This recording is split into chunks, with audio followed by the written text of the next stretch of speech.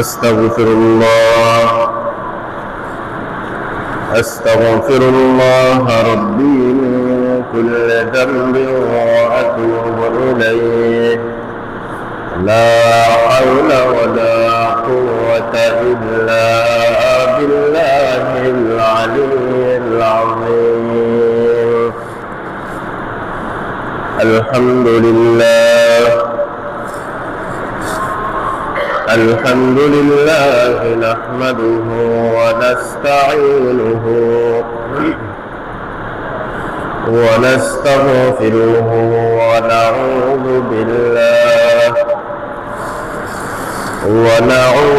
بالله من شرور أنفسنا ومن سيئات أعمالنا.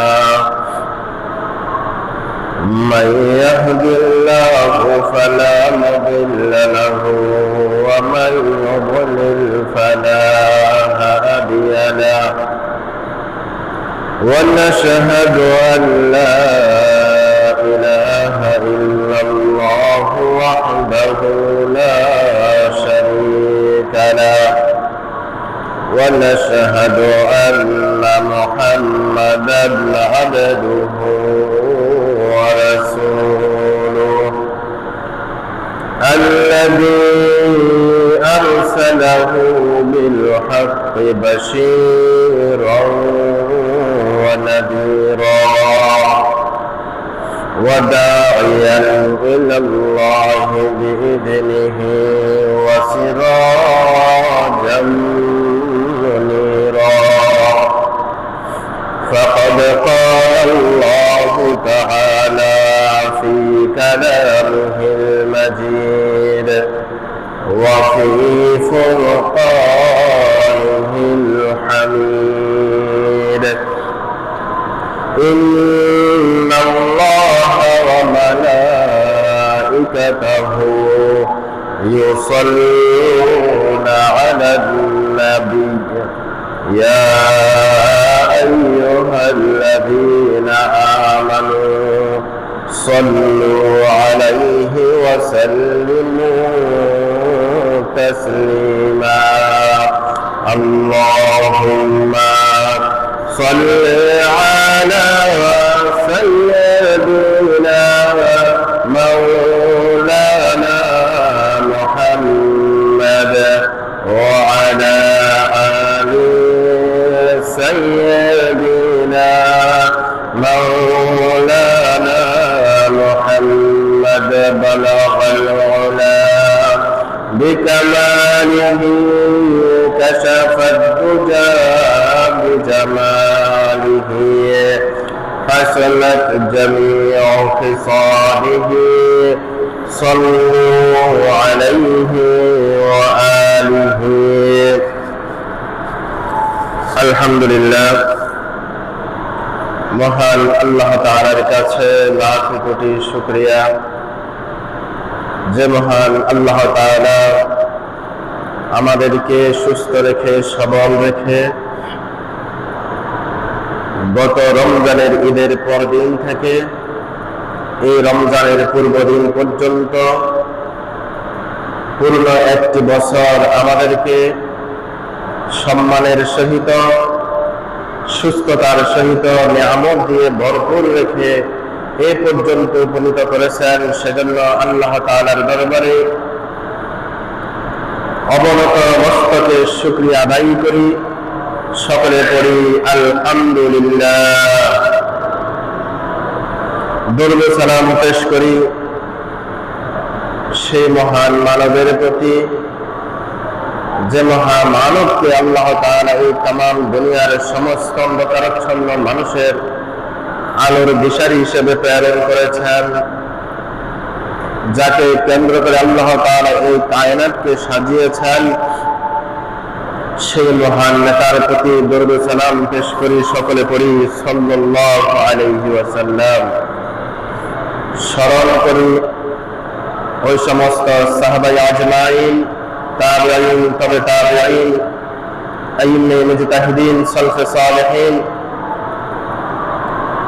উলামায়ে মুতাকাদ্দিমিন, মুতাআখিরিন থেকে শুরু করে শুহাদায়ে কেরাম, যারা নিজেদের অক্লান্ত পরিশ্রমে এবং রক্তের বিনিময়ে আজকের এই দিন পর্যন্ত দিন ইসলামের সুমহান বাণীকে উদ্দিন করে রেখেছেন, আমাদের পর্যন্ত আসার তারা সুযোগ করে দিয়েছেন, আমাদেরকে এই ভাষায় কথা বলার, এই ভাষায় কোরআনকে বুঝার, হাদিসকে বুঝার সুযোগ করে দিয়েছেন। ওই সমস্ত মানুষদের জান্নাতের সর্বোচ্চ স্থান জান্নাতুল ফিরদাউস কামনা করছি। আমরা সকলে বলি আমিন। সুপ্রিয় হাজিরিন, আজকে আরবি বছরের শাবান মাসের 29 তারিখ, ফেব্রুয়ারি মাসের 28 তারিখ এবং ফাল্গুন মাসের 15 তারিখ। এই সুমহান দিনে আমরা এমন একটি বিষয়ে আলোচনা পেশ করার জন্য মনস্থির করেছি, যার জন্য আমরা অধীর আগ্রহে আল্লাহ তাআলার কাছে আল্লাহুম্মা বারিক লানা ফি রজব ওয়া শাবান ওয়া বাল্লিগনা রমাদান, এই দোয়াটি করতে করতে আল্লাহ তাআলা আমাদের জন্য নিয়ামত হিসেবে রমজান পর্যন্ত উপনীত হওয়ার সুযোগ করে দিয়েছেন। সে মহিমান্বিত মাস রমজান মাস উপলক্ষে রমজান মাসের করণীয় এবং রমজানের পূর্ব প্রস্তুতি নিয়ে আমাদের ধারাবাহিক আলোচনা ছিল। তারই ধারাবাহিকতায় আজকের আলোচনা হচ্ছে এই সুমহান রমজানকে আমরা কিভাবে স্বাগতম জানাবো, এই রমজানকে কিভাবে আমরা সম্মান প্রদর্শন করব, রমজানের যাবতীয় কর্মবিধিগুলো, মাসাইলগুলো আমরা কিভাবে পালন করব, এই বিষয়ে ইনশাআল্লাহ আমরা আজকে আলোচনা করব। সুবহানাকা লা ইলমা লানা ইল্লা মা আল্লামতানা ইন্নাকা আনতাল আলিমুল হাকীম। আল্লাহ তাআলার কাছে শুকরিয়া এবং শক্তি, সামর্থ্য, ভালোবাসা সব কিছু চেয়ে নিয়ে আজকের আলোচনার দিকে এগিয়ে যাচ্ছি। মহান আল্লাহ তাআলা সূরা বাকারার মধ্যে আমাকে আপনাকে উদ্দেশ্য করে বলছেন, ইয়া আইয়ুহাল্লাযীনা আমানু কুতিবা আলাইকুমুস সিয়ামু কামা কুতিবা আলাল্লাযীনা মিন ক্বাবলিকুম লাআল্লাকুম তাত্তাকুন। ওহে ঈমানদারগণ, তোমরা যারা মহান আল্লাহ তাআলাকে এক বলে বিশ্বাস করো, মহান আল্লাহ তাআলাকে ইলাহ হিসাবে, সর্বময় ক্ষমতার মালিক হিসাবে, সর্বময় আদেশের ক্ষমতাধর হিসাবে যারা তোমরা আল্লাহ তাআলাকে বিশ্বাস করো, সেই মহান আল্লাহ তাআলা আমাকে আপনাকে ডাক দিয়ে বলছেন, ও হে ঈমানদারগণ, তোমরা যারা আমাকে বিশ্বাস করো, কুতিবা আলাইকুমুস সিয়াম, তোমাদের জন্য আমি রমজানের রোজাকে ফরজ করে দিয়েছি। কামা কুতিবা আলাল্লাযীনা মিন ক্বাবলিকুম, যেভাবে তোমাদের পূর্ববর্তী মানুষগুলোর উপরে রোজাকে ফরজ করেছিলাম। কেন? লাআল্লাকুম তাত্তাকুন, যাতে তোমরা আল্লাহ তাআলাকে ভয় করে চলতে পারো। সে আল্লাহ তাআলার ভয়কে জয় করার জন্য, আল্লাহ তাআলার মহব্বতকে পাওয়ার জন্য, ভালোবাসাকে পাওয়ার জন্য আল্লাহ তাআলা একটি সুসংবাদ দিয়েছেন নবীর মাধ্যমে। সেই সুসংবাদটুকু কি? عن أبي هريرة رضي الله تعالى عنه عن النبي صلى الله عليه وسلم قال إذا دخل رمضان فتحت أبواب الجنة وغلقت أبواب النار وسلسلة الشياطين। হযরত আবু হুরায়রা রাদিয়াল্লাহু তাআলা হতে বর্ণিত, তিনি বলেন, নবী করিম সাল্লাল্লাহু আলাইহি ওয়াসাল্লাম ইরশাদ করছেন, নবী বলছেন, ইযা দাখালা শাহরু রমাদান, যখন তোমাদের কাছে রমজান মাস আসে, রমজান মাস উপস্থিত হয়, ফুতিহাত আবওয়াবুল জান্নাহ, ফুতিহাত লাহুম, তোমাদের জন্য খুলে দেওয়া হয়, তোমাদের জন্য অবমুক্ত করে দেওয়া হয় তোমাদের জন্য অবারিত সুযোগ করে দেওয়া হয়। সে সুযোগটি কি? সেটা কি? ফুতিহাত আবওয়াবুল জান্নাহ, জান্নাতের দরজাসমূহকে খুলে দেওয়া হয়। বলি সুবহানাল্লাহ। ওয়া গুলিকাত, বন্ধ করে দেওয়া হয় আবওয়াবুন নার, যতগুলো জাহান্নামের দরজা আছে সমস্ত জাহান্নামের দরজা। ওয়া সিলসিলাতুশ শায়াতিন, এবং এই রমজানে নির্বিঘ্নে যাতে আমরা আল্লাহ তাআলার ইবাদত করতে পারি, আল্লাহ তাআলাকে যাতে। তোমরা বাইরে কেন আসতেছ?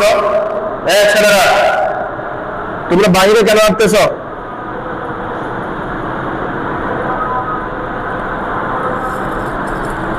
ওয়া সিলসিলাতুশ শায়াতিন, আমি শয়তানকে তালাবদ্ধ করে দিই, শৃঙ্খলাবদ্ধ করে দিই। শয়তান যাতে এই রমজানে আমলগুলো করতে, যেখানে একটি নফল ইবাদত একটি ফরজ ইবাদতের সমান, যেখানে একটি ফরজ 70 দিন থেকে আল্লাহ তাআলা যত বেশি চান তত বেশি বৃদ্ধি করে দেন, এমন অবারিত সুযোগ যাতে আমরা না হারিয়ে ফেলি, এমন অবারিত সুযোগ থেকে যেন আমরা নিজেদেরকে হারিয়ে না খুঁজি, এজন্য শয়তানকে আল্লাহ তাআলা তালাবদ্ধ করে দেন, শৃঙ্খলাবদ্ধ করে দেন। শয়তানের কর্মবিধির উপরে আল্লাহ তাআলা রেস্ট্রিকশন দিয়ে দেন, বিধিবিধান আরোপ করে দেন, যার ফলে শয়তান যে আমাদেরকে ডিস্টার্বগুলো করবে, যে সমস্যাগুলো করবে, যেগুলো নিয়ে আমরা শয়তানের মোকাবেলা করার প্রয়োজন, সেটা থেকে অন্তত আমরা মাহফুজ থাকি, সংরক্ষণ থাকি। তবে আল্লাহ তাআলা সূরা নাসের মধ্যে বলেছেন, আল্লাযী ইউওয়াসওয়িসু ফী সুদুরিন নাস মিনাল জিন্নাতি ওয়ান নাস। আল্লাহ তাআলা আমাকে আপনাকে সূরা নাসের মধ্যে শিখিয়েছেন, তোমরা আল্লাহ তাআলার কাছে আশ্রয় চাও, আল্লাহ তাআলার কাছে সাহায্য চাও, পানা চাও, মাফ চাও। মিন ওয়াসওয়াসিল খান্নাস আল্লাযী ইউওয়াসওয়িসু ফী সুদুরিন নাস মিনাল জিন্নাতি ওয়ান নাস, যে সমস্ত জিন্নাতগুলো এবং মানুষগুলো তোমাদের এই সিনাতে, হৃদয়ে ওয়াসওয়াসা, কুমন্ত্রণা সৃষ্টি করে, ওই সমস্ত মানব মণ্ডলী থেকে যারা ওয়াসওয়াসা সৃষ্টিকারী, এই কলবকে নষ্টকারী, এবং জিন্নাতের পক্ষ থেকে অর্থাৎ শয়তানদের পক্ষ থেকে যারা তোমাদেরকে ধোঁকা প্রবঞ্চনায় প্রবঞ্চিত করে, ওই সমস্ত প্রবঞ্চনায় মানুষ এবং জিন্নাত থেকে তোমরা আল্লাহ তাআলার কাছে আশ্রয় চাও। আল্লাহ তাআলা সেই কথা এখানে বলছেন, ওয়াসিলসিলাতুশ শায়াতিন, নবীর মাধ্যমে জানিয়ে দিচ্ছেন আল্লাহ যে আমি ওই শয়তানগুলোকে, যেগুলো অদৃশ্য শয়তান, যেগুলো দেখা যায় না, ইবলিস এবং তার যে অনুসারী আছে, ইবলিস এবং তার অনুসারীদেরকে এই রমজানের মহত্ব, ভালোবাসায়, মর্যাদার কারণে আমি তাদেরকে তালাবদ্ধ করে দিই, শৃঙ্খলাবদ্ধ করে দিই। কিন্তু মানবীয় যে শয়তান, মনুষ্যত্ব বিহীন কিছু হৃদয়ে যে শয়তানগুলো বসবাস করে, এবং যে সমস্ত বক্ষের মধ্যে সব সময় মানুষের ক্ষতি, অন্যের ক্ষতি, এই ধরনের চিন্তা চেতনাগুলি কল্পনা করে, ওই সমস্ত বক্ষগুলিকে এই রমজানে তালাবদ্ধ করা হয় না। তাহলে এই বক্ষগুলি কার? এই বক্ষগুলি হলো আমাদের মানুষের, এই হৃদয়গুলো কার? এই হৃদয়গুলো হলো আমাদের কাদের? আমাদের মানুষের। কারণ শয়তানের যে ওয়াসওয়াসা আছে, শক্তি আছে, সেটাকে আল্লাহ তাআলা এখানে রোধ করে দেন। কিন্তু শয়তানের যে প্রভাব, শয়তানের যে ওয়াসওয়াসা আমার উপর সারাটি বছর গালেব ছিল, বিজয় ছিল, সেটার প্রভাব থেকে এই রমজান মাসে হয়তো আমাদের শরীরে, হৃদয়ে থেকে যাবে, না হয় হৃদয় থেকে চলে যাবে। ধরুন কিছুক্ষণ আগে যদি বৃষ্টি হয়, মুষলধারে 5টা মিনিট, 7টা মিনিট, 10টা মিনিট যদি বৃষ্টি হয়, বৃষ্টি হওয়ার শেষ মুহূর্তে যদি রোদ উঠে যায়, 4-5 ঘন্টা পরেও এই 10টা মিনিটের মুষলধারে বৃষ্টির একটা নমুনা, একটা প্রভাব, একটা বৈশিষ্ট্য তখন জমিনে বিরাজমান থাকে কি থাকে না? কথা বলবেন, থাকে কি থাকে না? থাকে।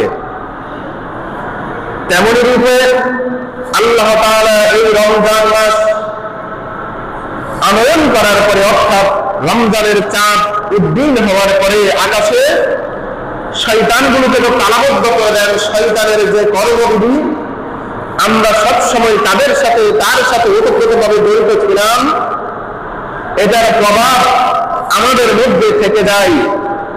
তার প্রভাবের ফলে আমাদের অন্তরে তখন ওয়াসওয়াসার সৃষ্টি হয়। আমার অন্তরে তখন এটার জন্য বিভিন্ন ধরনের কথা, বিভিন্ন ধরনের চিন্তার সৃষ্টি হয়, অথচ সেখানে তখন শয়তান থাকে না। সেটা একমাত্র আমার হৃদয়ের যে একটা হৃদয় শয়তান আছে, আমি ব্যক্তিগত একজন মানুষ হিসাবে যে শয়তানটা লালন করি, কিংবা যে শয়তানের আচরণটুকু লালন করি, তখন সেটা আমার মধ্যে প্রভাব বিস্তার করতে থাকে।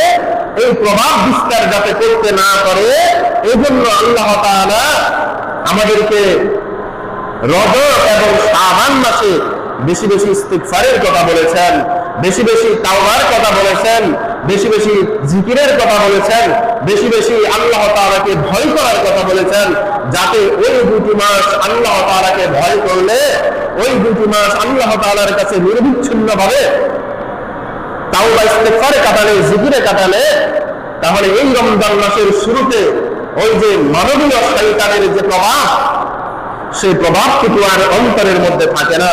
আল্লাহ তাআলা যেন আমাদের প্রত্যেকটা ভাইয়ের, প্রত্যেকটা বন্ধুর, প্রত্যেকটা সন্তানের হৃদয়কে একজন খাঁটি মুমিনের হৃদয় হিসেবে কবুল করে নেন, আমরা বলি আমিন। সুপ্রিয় হাজিরিন, তাহলে আমরা কি বুঝলাম? যখন রমজানের চাঁদ উদয় হয়, তখন যে আগাজীল শয়তান, ইবলিস শয়তান আছে, তাকে কি করা হয়? কথা বলবেন, তাকে কি করা হয়? তাকে বন্দী করা হয়। কি করা হয়? বন্দী করা হয়।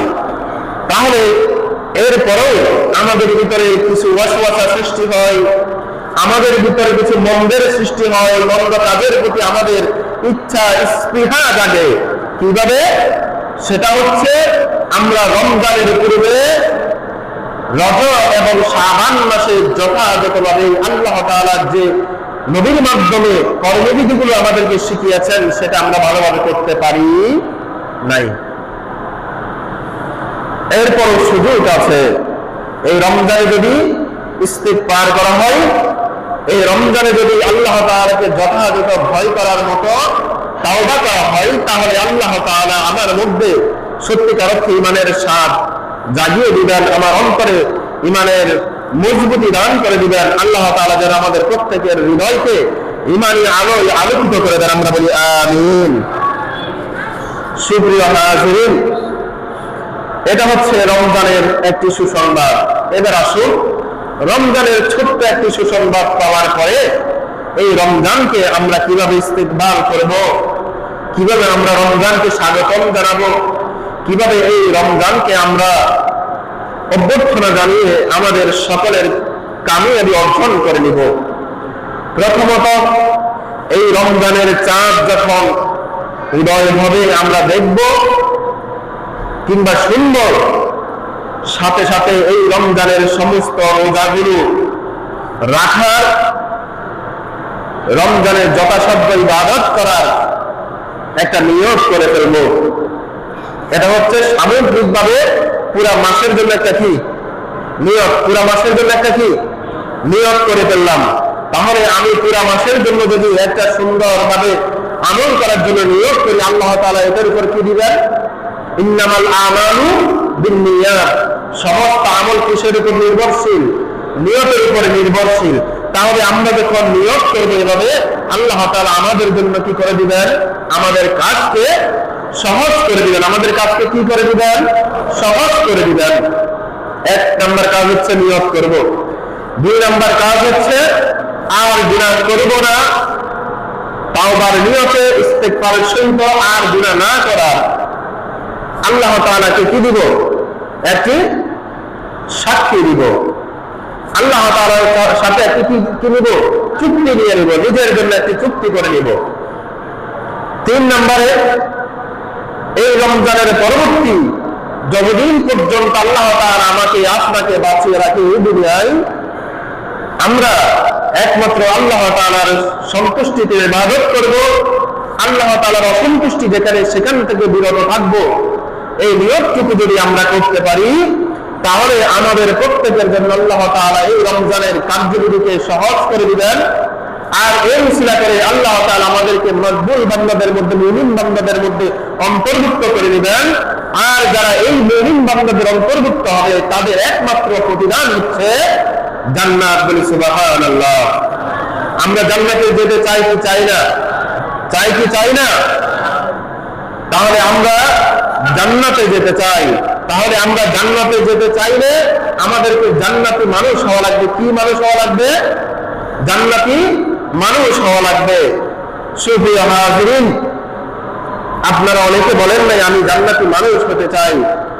আপনাদের স্পৃহা, আপনাদের ইচ্ছাগুলি এখনো এই পর্যায়ে উন্নীত হয় নাই যে যখন বলা হয় আপনারা কোথায় যেতে চান, তখনও আমরা মুখ বন্ধ করে বসে থাকি। যদি আপনি এই মসজিদে এখন মকবুল হয়ে যান আল্লাহ তাআলার কাছে যে আমি জান্নাতে যেতে চাই, আমি জান্নাতে, এই শব্দটা মুখ দিয়ে যদি উচ্চারণ করেন, আর এই কথাটা যদি, এই মজলিস যদি আপনার কাছে আল্লাহর কাছে মকবুল হয়, তাহলে এই মজলিসে যারা আছেন সবাই জান্নাতে যাবেন। সুবহানাল্লাহ। সবাই কোথায় যাবেন? জান্নাতে যাবেন। একটা ছোট্ট ঘটনা বলি আপনাদেরকে। আল্লাহ রাসূল সাল্লাল্লাহু আলাইহি ওয়াসাল্লামের যখন ওফাতের সময়, জীবনের অন্তিম লগ্ন ঘনিয়ে আসলো, হযরত জিবরাইল আসলেন, হযরত আজরাইল আসলেন। আজরাইল এসে সালাম দিলেন, ইয়া রাসূলুল্লাহ, আল্লাহ তাআলা আপনাকে সালাম জানিয়েছেন। সালামের অর্থ, আজরাইল এসে সালাম জানানোর অর্থ কি? যে আপনাকে বিদায় নিতে হবে, এটাই তো। আমাদের কারো কাছে আজরাইল এসে সালাম দিবেন, অনুমতি চাইবে না। আম্বিয়াদের একটি বৈশিষ্ট্য হচ্ছে এটা। অসংখ্য নবীদের কাছে আজরাইল আলাইহিস সালাম আসি কি চেয়েছেন? সালাম দিয়েছেন। এরপর আল্লাহ তাআলা ইচ্ছা প্রকাশ করেছেন, নবীরা সন্তুষ্ট হয়ে আল্লাহ তাআলার উপরে সুপর্দ হয়ে এই দুনিয়ার সময়, এই দুনিয়ার হায়াত ত্যাগ করেছেন। তো নবীকে বলা হলো সালাম। নবী অপেক্ষা করলেন জিবরাইল আসা পর্যন্ত। জিবরাইল আসলো, বললেন, ওহে জিবরাইল, আমি তো চলে যাব, আমার উম্মতের কি হবে? আমার উম্মতের কোন অবস্থা হবে? জিবরাইল আবার আল্লাহ তাআলার কাছে গেলেন যে নবী, উম্মতের কি অবস্থা হবে জানতে চেয়েছেন। আল্লাহ তাআলা বললেন, জিবরাইল তুমি গিয়ে বলো, আমি নবীর উপর সন্তুষ্ট হয়ে 70,000, কত হাজার? কথাগুলি বলবেন, কত হাজার? আল্লাহ তাআলা যেন ওখানে আমাদেরকে শামিল করেন। আগে বলেন আমিন। কত হাজার?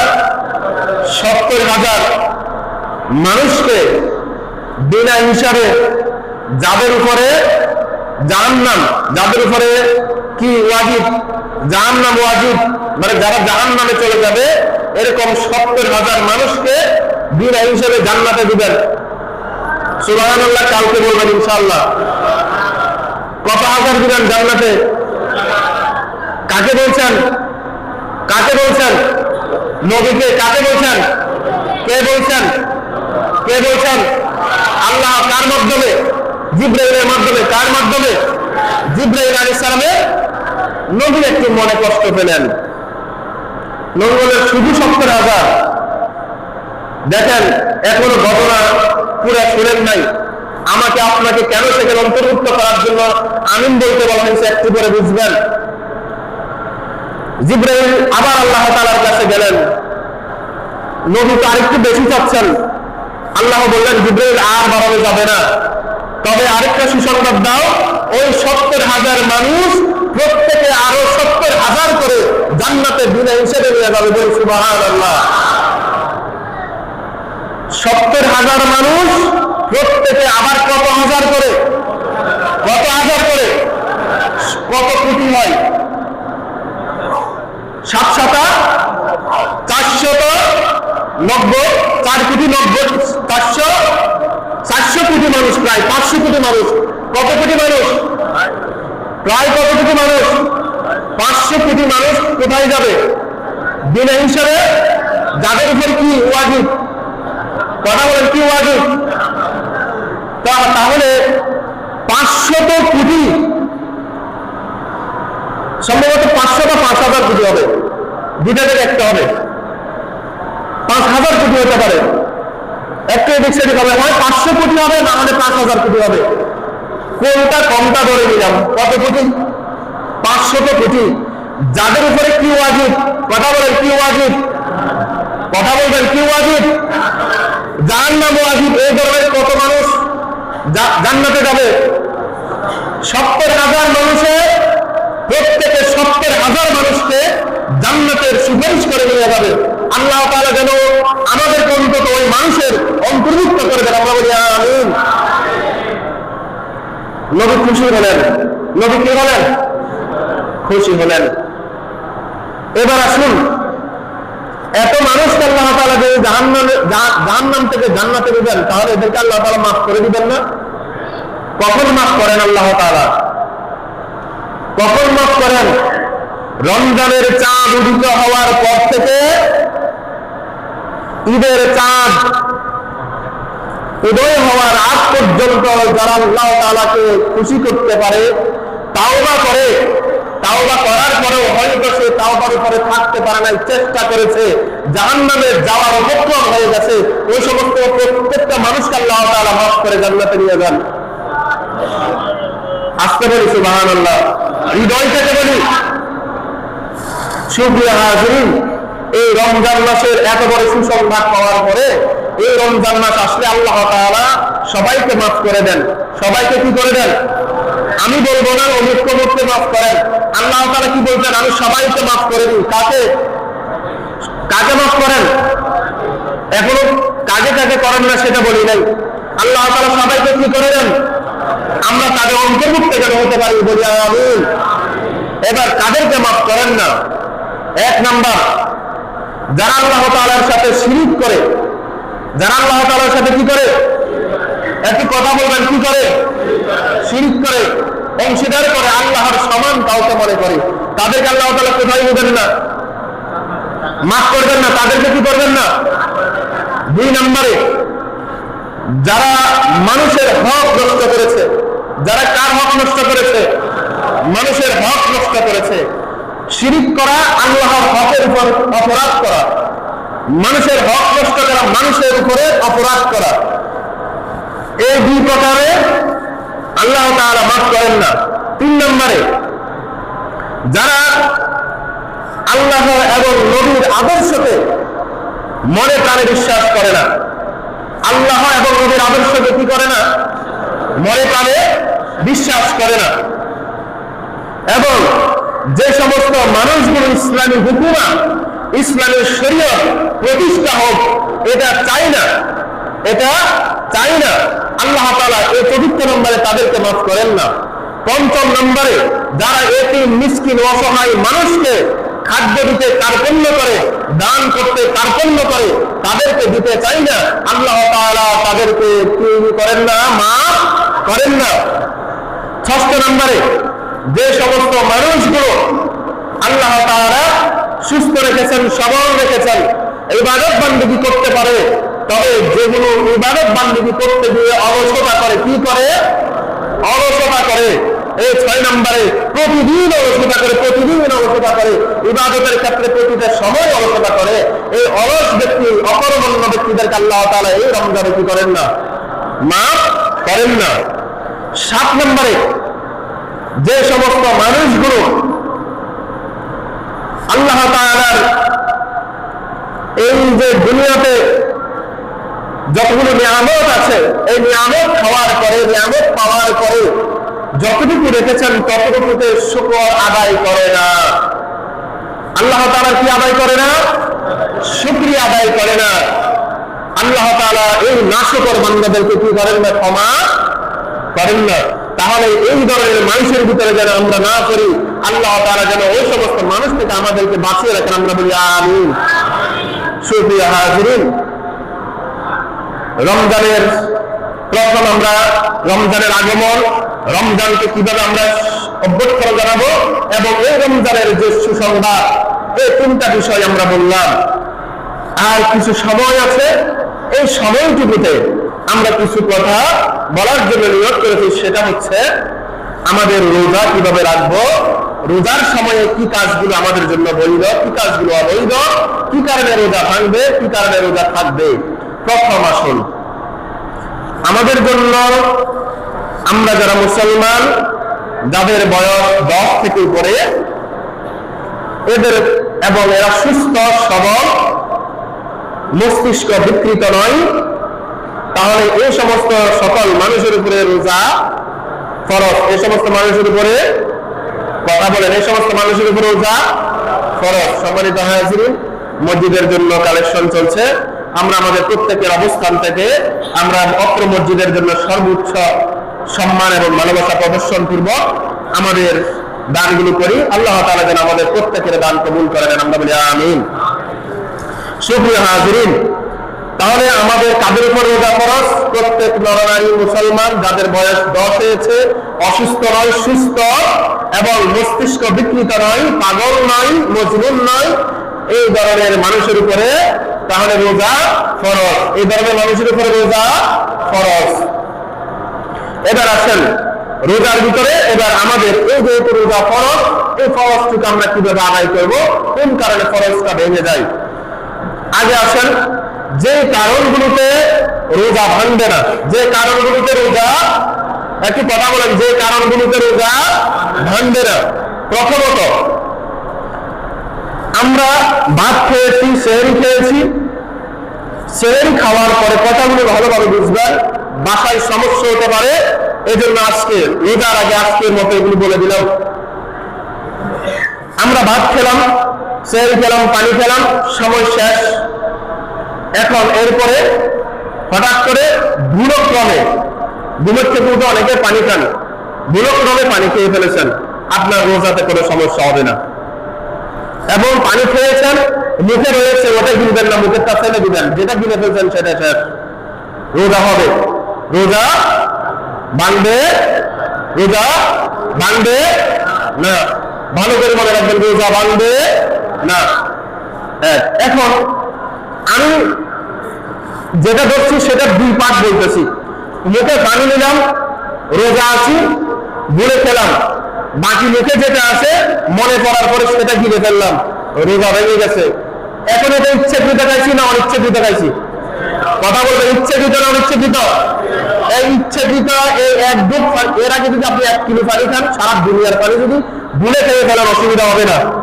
ভুলে 5 বার খেলে অসুবিধা হবে না। এটা অনেক মানুষ যারা একটু বৃদ্ধ মানুষ, হ্যাঁ, তারা ভুলে যাওয়ার একটা কি আছে, প্রবণতা আছে কিনা? আছে কিনা? এই জন্য বৃদ্ধ মানুষের কাছ থেকে আমরা দেখেছি, আমাদের দাদা, তারপর আমাদের আত্মীয় স্বজনদের মধ্যে যারা বৃদ্ধ ছিল শুনেছি, কয়েকজনকে দেখেওছি। আমাদের একজন ওস্তাদ ছিলেন, অত্যন্ত বৃদ্ধ, কিন্তু রোজার শেষ সময়টাতে মনে করতে পারেন না রোজা ছিলেন, পানি খেয়ে ফেলছেন। একবার, একাধিকবার এরকম খাইতেন, অসুবিধা। এরকম একাধিকবার যদি কেউ ভুলক্রমে, এই ধরনের যারা নিজেদেরকে ভারসাম্য ধরে রাখতে পারে না, এই ধরনের মানুষ ভুলক্রমে খাচ্ছে, বাধা দিচ্ছেন, এরপরে বুঝছে পানি ফেলে দিচ্ছে, ওনাদের রোজা যাবে না। ভালো করে মনে রাখবেন, ইচ্ছাকৃত এই 1 ডুব পানি খাওয়ার কারণে আপনার ওই দিনের রোজা ভাঙছে, ওই দিনের রোজা ভাঙার কারণে আপনাকে একটা কাফারা দিতে হবে না। ইচ্ছাকৃত ভাঙার কারণে আপনাকে রোজার মাসের পরে ওই একটা রোজার জন্য একাধারে 60টা রোজা রাখা লাগবে। কয়টা রোজা?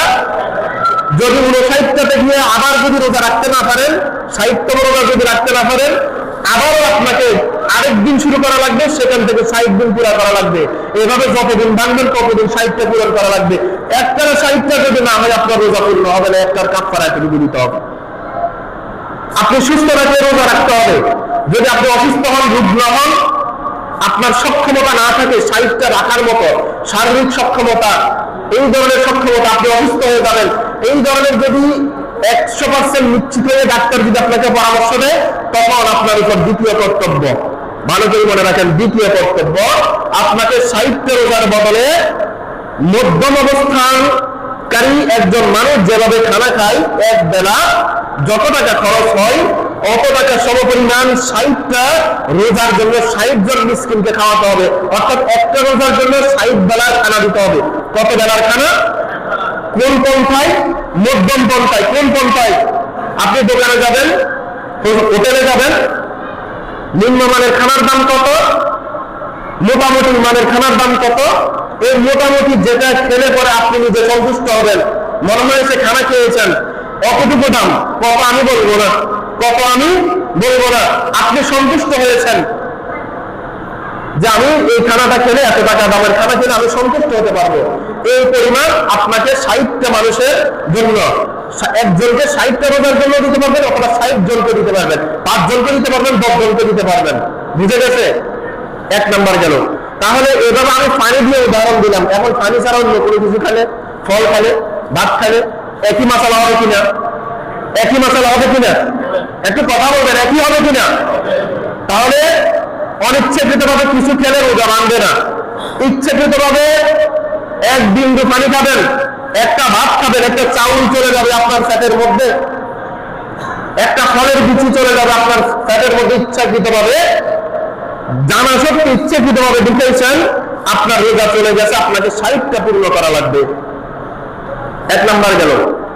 2 নাম্বার, আপনি ভাত খেয়েছেন, বমি করছেন, রোজা রাখা অবস্থায় হঠাৎ করে বমি আসছে, বমি করে দিচ্ছেন, রোজা ভাঙবে না। রোজা কি হবে না? ভাঙবে না। রোজার কোনো সমস্যা হবে না। আপনি মুখটাকে ভালোভাবে তুলি করে মুখের দুর্গন্ধ যেগুলো, ময়লা যেগুলো, এগুলো ফেলে দিবেন, আপনার রোজা হবে। কিন্তু বমি করছেন, রোজা ভেঙে গেছে মনে করে পানি দিয়ে ভালো করে গড়গড়া করে তুলি করে পানিটা নিচের দিকে ঢুকাই দিচ্ছেন, মশলা একই 60টা, মশলা কি ভাই 60টাতে চলে যাবে। এখন আসেন, বিবাহিত মানুষ, কথাগুলো ভালো করে বুঝবেন।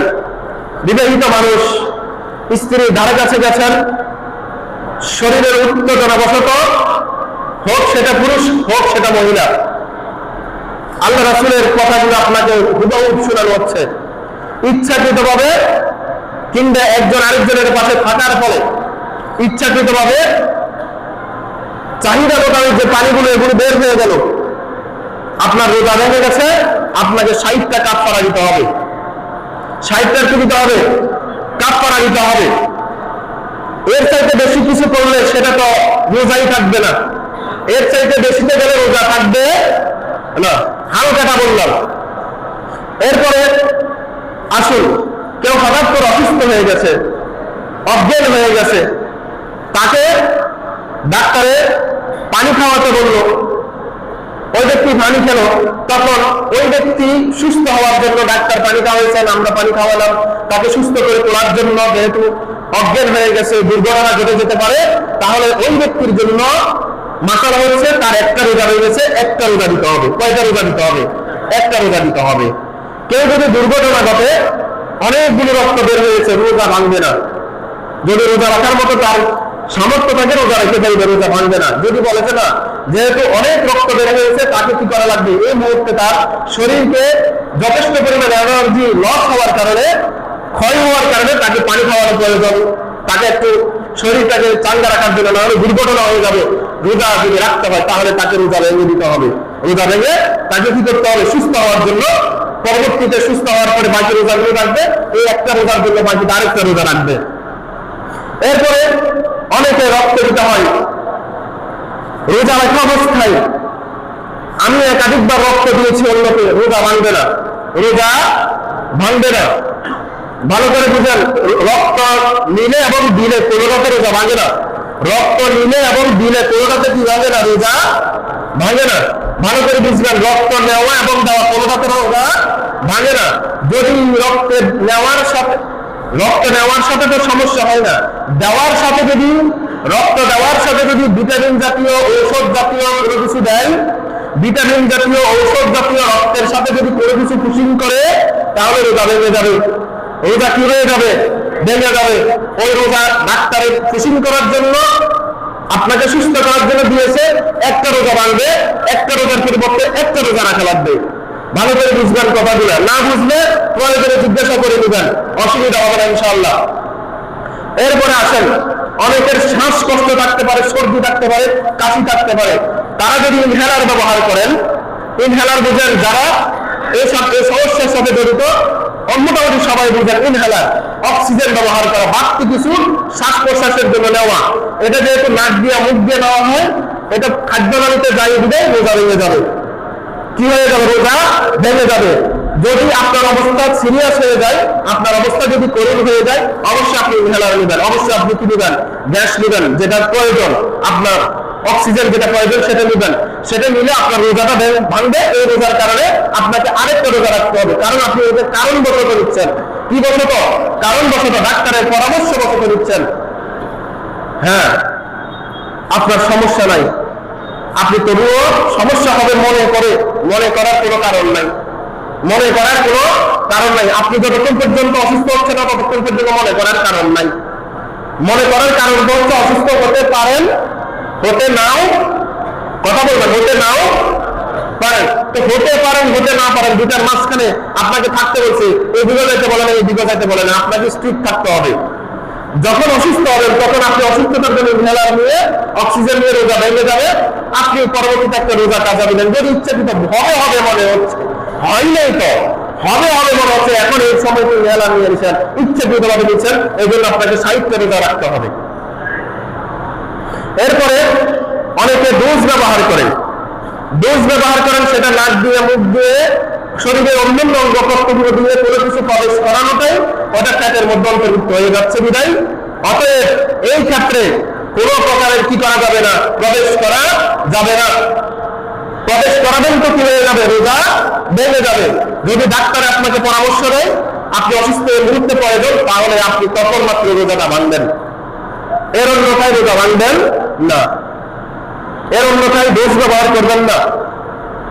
এরপরে আপনি চুল কাটছেন, নখ কাটছেন, হ্যাঁ, এরপরে হঠাৎ করে হাত কাটা গেল, কোন একটা অঙ্গ প্রত্যঙ্গ কাটা গেল, এর দ্বারা রোজা ভাঙবে না, এর দ্বারা রোজা ভাঙবে না, এর দ্বারা কি ভাঙবে না? রোজা ভাঙবে না।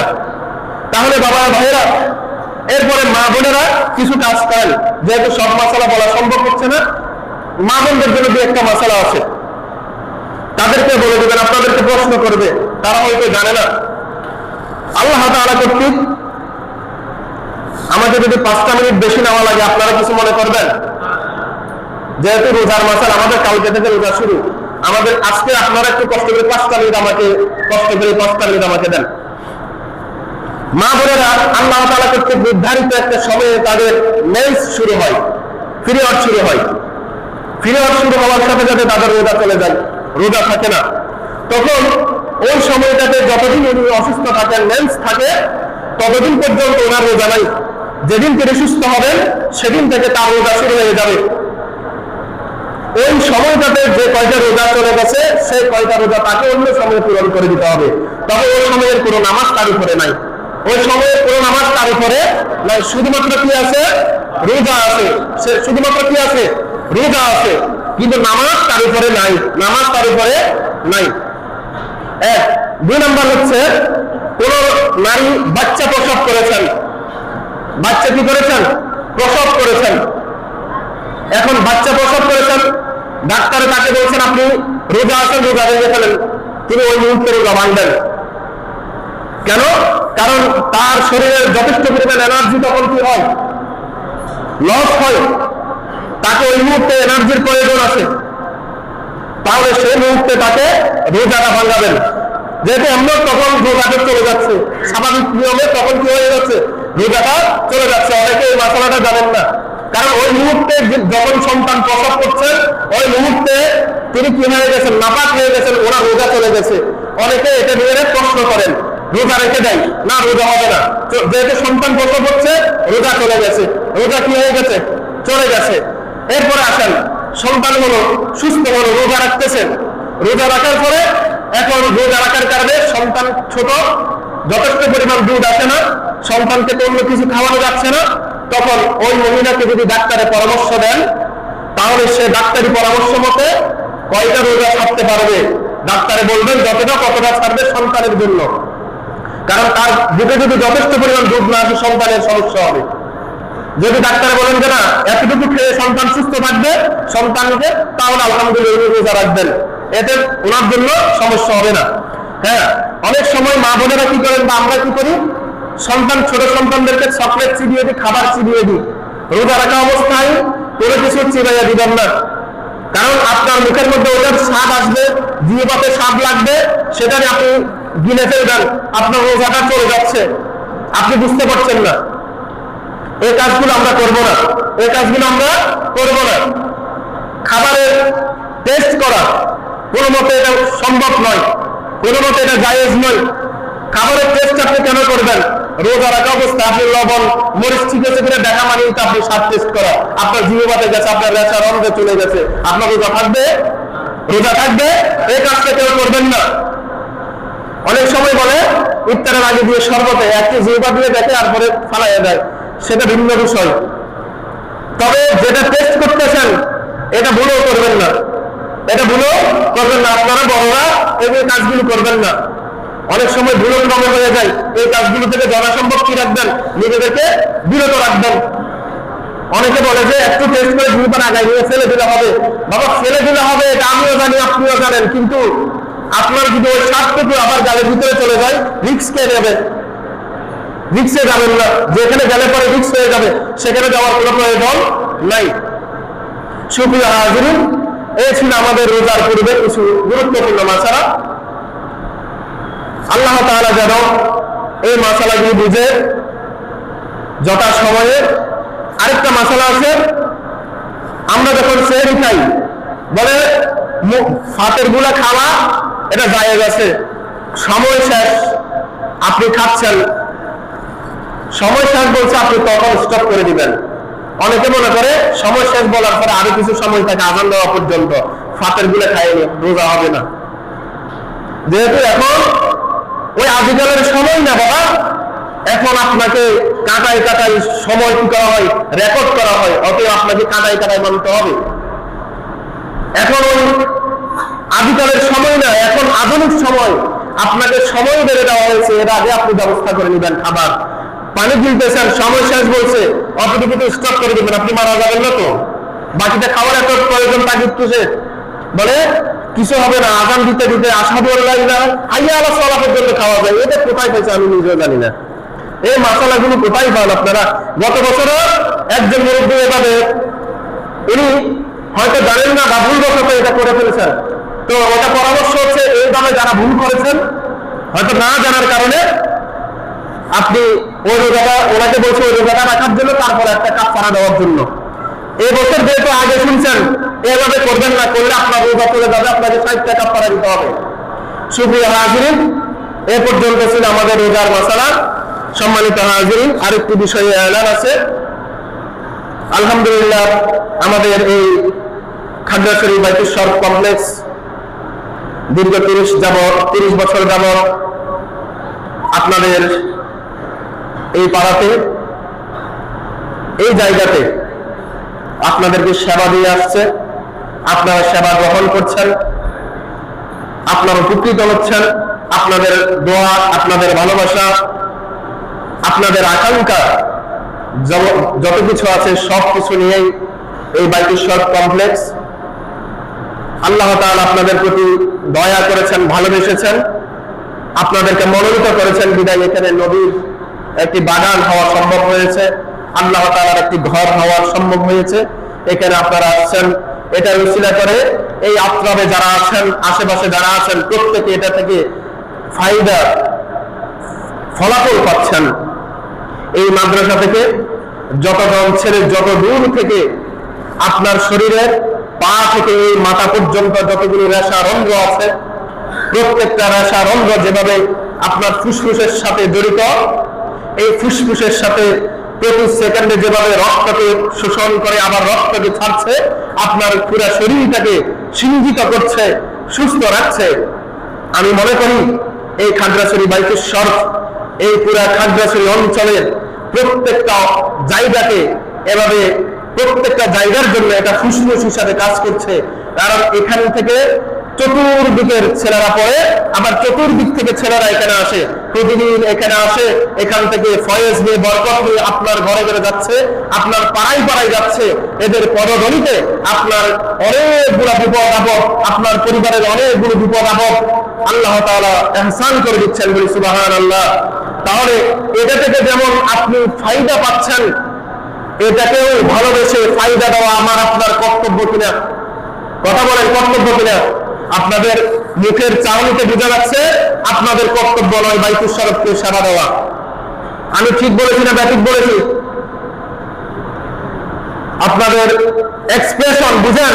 আমি যখন কথা বলছি আপনাদের দৃষ্টিভঙ্গিগুলো আমাকে বলছে আপনাদের সেবা দেওয়ার প্রয়োজন নাই। এটা আমি বললাম, মানে এটা হচ্ছে আমার একটা অনুভূতি। এটা থেকে যেভাবে দিচ্ছেন, যে এটা থেকে দিচ্ছেন না, এটা অটোমেটিক ভাবে আপনাদেরকে দিচ্ছে। আপনি সেই ভালোবাসা থেকে এই বাইতুস শরফকে মুহাব্বত করে সেই প্রতিদানটুকু আরো বেশি পাওয়ার জন্য দিচ্ছেন কিনা?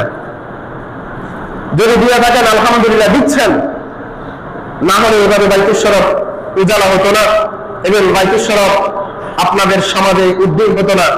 অবশ্যই আপনাদের ভালোবাসা সবকিছু এটার সাথে আছে। আমি মনে করি আরো বেশি ভালোবাসা থাকা প্রয়োজন। সেই ভালোবাসার আবেগ থেকে, সেই ভালোবাসার চাহনি থেকে আপনাদের জন্য আজকের এই মজলিস থেকে, মসজিদের মিম্বর থেকে আহ্বান। আমাদের এই মাদ্রাসায় কয়েক শত এতিম ছেলে একেবারে টোটাল ফ্রি, বেতন, খাবার দাবার, বই, পোশাক আশাক টোটাল ফ্রি, কয়েক শত টোটাল ফ্রি সেবা নিচ্ছে আপনাদের কল্যাণে। কাদের কল্যাণে? এবার একটু কথা বলেন, কাদের কল্যাণে? আপনাদের কল্যাণে, আপনাদের ভালোবাসায়। প্রতি বছর এই সময়টা আসলে আপনাদের কাছে এখান থেকে দাঁড়িয়ে মাদ্রাসা থেকে অনেকগুলো আপনাদের কাছে লিফলেট যায়, বা আপনাদের কাছে আমাদের শিক্ষকবৃন্দ কিংবা আমাদের কাছ থেকে প্রতিনিধি যায়। আপনারা প্রত্যেকের অবস্থান থেকে যতটুকু পারেন সাহায্য, সহযোগিতা, ভালোবাসা প্রদর্শন করেন।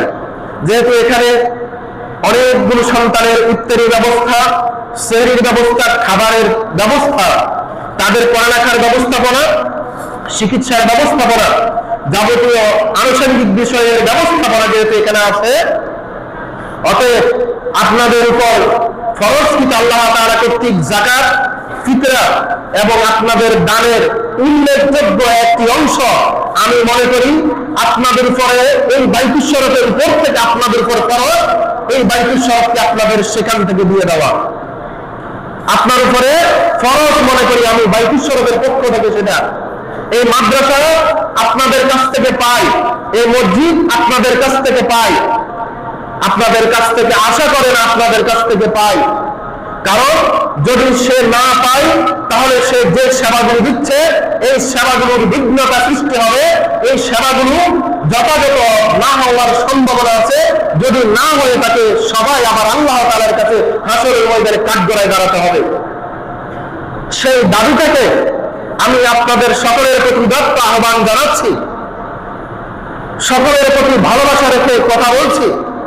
আপনারা আপনাদের প্রত্যেকের উল্লেখযোগ্য একটি অংশ এই মাদ্রাসার মিল্লা পরিবেশ, এই মাদ্রাসার যে সমস্ত শাখাগুলো আছে, যেভাবে দেওয়া প্রয়োজন ইফতারি, সেহরি, অন্যান্য খাবার দাবার, আসবাবপত্র এবং আপনার মান্যতের যে সমস্ত জিনিসগুলো আছে, এই জিনিসগুলো অবশ্যই অবশ্যই আপনি যেন এখানে দেন। এই আহ্বানটুকু আপনাদের সকলের প্রতি রেখে এটা কোথায় দিবেন? আমাদের সম্মানিত মুয়াজ্জিন হুজুর আছেন, আমাদের সম্মানিত অধ্যক্ষ হুজুর মাওলানা নুরুল ইসলাম হুজুর আছেন, অফিস সহকারীরা আছেন, আমাদের দেলোয়ার স্যার আছেন, আপনারা ওনাদেরকে পৌঁছিয়ে দিলে আমি আছি, যে কারো মাধ্যমে আপনারা বাইতুল শরফে পৌঁছালে পরে বাইতুল শরফ পেয়ে গেছে। আপনাদের সকলের প্রতি এতটুকু আহ্বান রেখে আমি আপনাদের কাছ থেকে আজকে 10টা মিনিট দিতে চেয়ে নিয়েছি। এই জন্য ক্ষমা প্রার্থনা করে আজকের মতো আলোচনা এখানে শেষ করলাম। ওয়াকিল দাওয়ানা আলহামদুলিল্লাহি রাব্বিল আলামিন। আসসালামু আলাইকুম ওয়া রাহমাতুল্লাহি ওয়া বারাকাতুহু।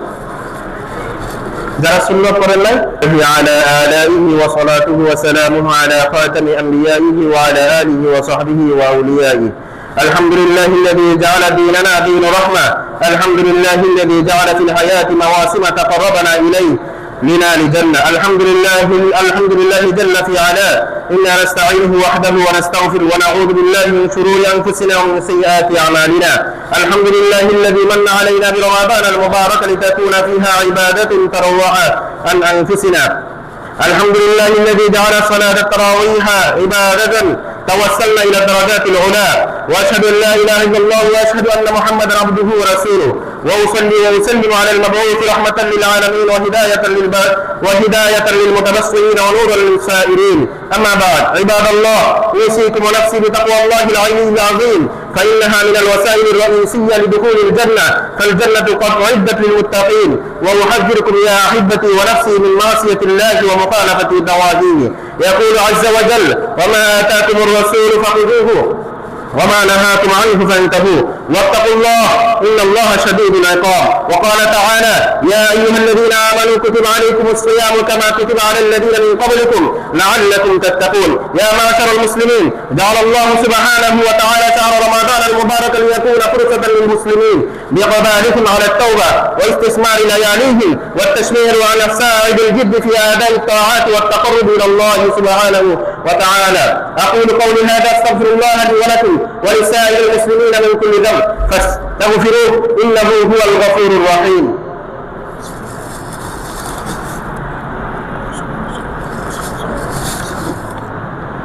الحمد لله كفى وسلام على عباده الذين اصطفى. أما بعد، قال النبي صلى الله عليه وسلم: أرحم أمتي بأمتي أبو بكر، وأشدهم في أمر الله عمر، وأصدقهم حياء عثمان، وقضاهم علي رضي الله تعالى عنهم.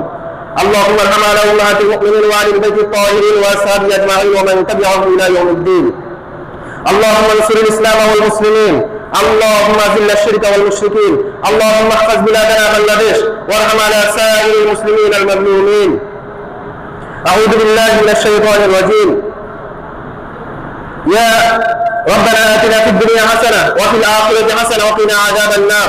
عباد الله، رحمكم الله، إن الله يأمر بالعدل والإحسان وإيتاء ذي القربى وينهى عن الفحشاء والمنكر والبغي يعظكم لعلكم تذكرون. اذكروا الله تعالى يذكركم وادعوه يستجب لكم، ولذكر الله تعالى أعلى وأولى وأعز وأجل وأتم وأهم وأعظم وأكبر.